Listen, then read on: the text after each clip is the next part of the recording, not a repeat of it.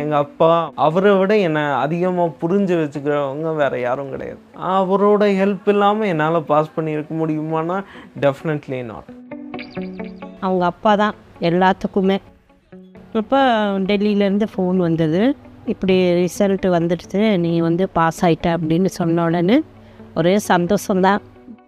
என்ன சொல்கிறது, 6.25 மாதத்தில் பிறந்தது. அவன் பெட்டி கடை வச்சு கையில் கொடுத்துரு, பையனுக்கு ஏதோ ஒரு தொழில் செஞ்சுட்டு போட்டோம், இவனுக்கு கூப்பிட்டு இவன்லாம் போய் படித்து இப்போ என்னத்தை பண்ண போகிறான்ட்டுலாம் கொஞ்சம் கிண்டலாகவும் பேசினாங்க எல்லாமே.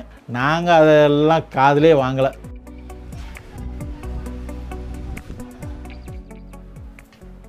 அப்துல்லாவால் யாருடைய துணையுமின்றி சிறிது தூரம் கூட நடக்க முடியாது. ஆனால் இன்று அவரின் சக்கர நாற்காலி மக்கள் சேவைக்காக ஓய்வின்றி சுழல காத்திருக்கிறது. தனது அப்பாவின் உதவியுடன் கடந்த ஆண்டு நடந்த சிவில் சர்வீஸ் தேர்வை எதிர்கொண்ட அப்துல்லா அஃப்ரீத் தன் முதல் முயற்சியிலேயே இந்திய அளவில் 942வது இடத்தையும், மாற்றுத்திறனாளிகள் பிரிவில் இந்திய அளவில் 2வது இடத்தையும் பிடித்து சாதனை படைத்திருக்கிறார். தமிழ் வழியில் தேர்வை எதிர்கொண்டு வென்றிருக்கும் இவர் இன்று பலருக்கும் ஒரு முன்னுதாரணமாக மாறியிருக்கிறார். சில நாளிகைகளுக்கு பின் முத்துப்பட்டனுக்கு தாகம் உண்டாயிற்று. என்ன எக்ஸாம்பிளாலாம் எடுத்துக்க தேவையில்ல.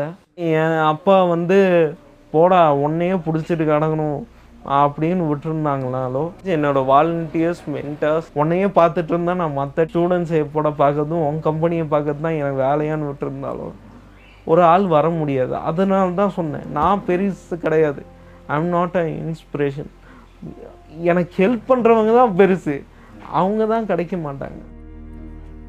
பார்வை குறைபாடும் உள்ள அப்துல்லாவால் ஒருவர் சொல்லி அதனை கேட்டு மட்டுமே படிக்க முடியும். அதனால் பள்ளி பருவம் தொடங்கி சிவில் சர்வீஸ் தேர்வு வரையிலும் அப்பா அப்துல் அசீம் பாடங்களை படித்து காட்டி அப்துல்லாவுக்கு துணையாக இருந்திருக்கிறார்.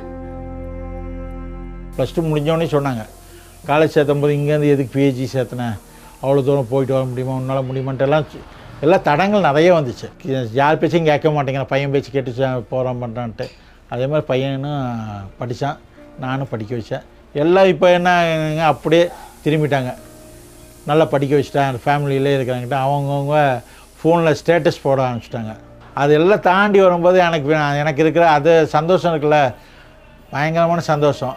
அது சந்தோஷம் சொல்ல முடியாது. அது எப்படின்னா, ஒரு லேடிஸ்னால் அப்படின்னு நீங்கள் டக்குனுக்கு ஓடி போய் இது பண்ணிக்கலாம். நம்ம என்ன அப்படின்னா பையனை பிடிச்சி அணைச்சி தட்டி தான் கொடுக்க முடியும். கோவை குண்டுவெடிப்பு சம்பவம் நடந்து கிட்டத்தட்ட 28 ஆண்டுகள் கடந்துவிட்டன. ஆனாலும் அங்குள்ள இஸ்லாமியர்கள் மீதான பார்வை இன்னும் மாறவில்லை.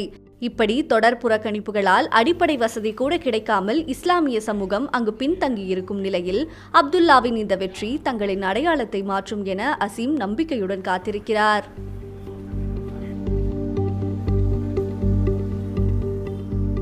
பாம்பிளாஸ்க்கு அப்புறம் அந்த ஏரியாவில் ரெட் அலர்ட் மாதிரி ஆகிடுச்சு இந்த ஏரியா. நம்ம எந்த ஏரியான்னு அப்படின்னா உக்கடம் அப்படின்னா உக்கடம் ஏரியானாங்கனாவே இது வேறு மாதிரிங்கிற மாதிரி ஒரு திங்கிங் வருது எல்லாத்துக்கும். அந்த இடத்துல இருந்து நம்ம சமுதாயத்துலேருந்து நம்ம ஒரு பையன் பாஸ் பண்ணி வந்தது. இப்போ இந்த ஏரியாவில் இருக்கிறவங்களும் நிறைய பேர் இது சந்தோஷப்பட்டு அந்தளவுக்கு மாற்றிட்டோம். அப்படி அவங்க அப்பா தான் எல்லாத்துக்குமே.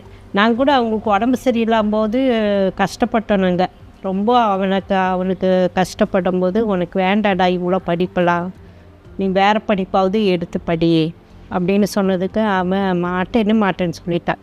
நான் படித்தா இதுக்கு தான் படிப்பேன், வேறு எதுக்குமே நான் படிக்க மாட்டேன்னு சொல்லி அவங்க அப்பாவும் சரி உன் இஷ்டப்படியே என்ன சரியோ செய்ய, உனக்கு வேணால் துணையை நான் இருக்கிறேன் அப்படின்னு சொல்லி தான் படிக்க வச்சது.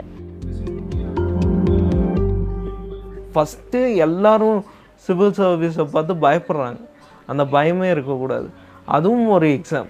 ப்ரிலிம்ஸை பொறுத்த வரைக்கும் 30 வருஷத்தோட கொஸ்டின்ஸ் வரும். அதை ஃபுல்லாக படித்து வச்சுக்கிறது நல்ல. ஸ்டார்டிங்லேருந்து சொல்கிறேன், 1 வருஷத்துக்கு.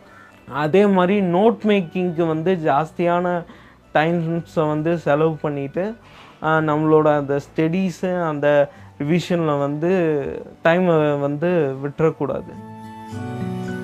இப்போ நான் யூபிஎஸ்சி கிளியர் பண்ணிட்டேன், சிவில் சர்வீஸ் கிளியர் பண்ணிட்டேங்கும்போது ஒன்ஸ் நான் ட்ரைனிங் போயிட்டேன்னா எனக்கு ஒரு பேசிக் பே கிடைக்கும்.